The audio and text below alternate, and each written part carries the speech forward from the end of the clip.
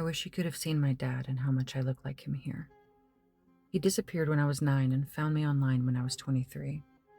I remembered him, but in my mind, he looked more like John Goodman. I had always had a really affectionate feeling for the actor, probably because somewhere in me, he was my dad. We caught up on the phone several times. He told me of his travels far and wide over the 14 years he was gone, magical locations, and some almost serious romances. Never why he left, though, and I didn't ask. He bought me a train ticket to Virginia within a week, put me in a really nice hotel room, and wined and dined me every day for 2 weeks straight. I studied his eyes relentlessly, hoping to interpret that he liked who I'd become.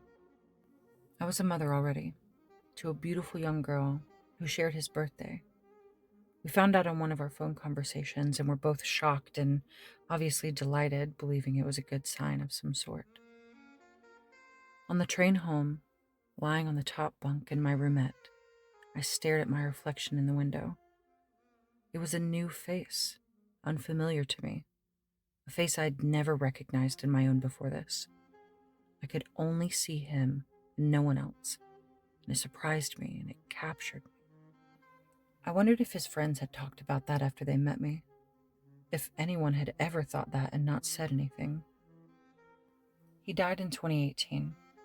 We weren't on the best terms. He did not approve of us giving up a child for adoption earlier that year, but we still had a Waffle House date lined up. He was living in North Carolina, and we'd met up a few times in between, always at a Waffle House. He'd ghosted me a couple of times before, claiming, "I hooked up with a waitress and time got away from me, sorry," or something like that. So I figured that's what was happening the morning of our last set date. I called several times before I got out of Atlanta. When he didn't answer, I went back home and I drank. 2 or 3 days later, my brother called me to tell me he'd been found alone in his cabin deep in the mountain. We drove up the next morning, and at the funeral home, they asked if we wanted to see him. Staring at his sweet, sleeping face, I reached out and touched his skin. It was soft, velvety, and chilled. I gave him a kiss on his cheek, cried a little, and took him in one last time. I don't have any pictures of him now, but every time I see my sweet, pear-shaped face, I can't help but thank him for it.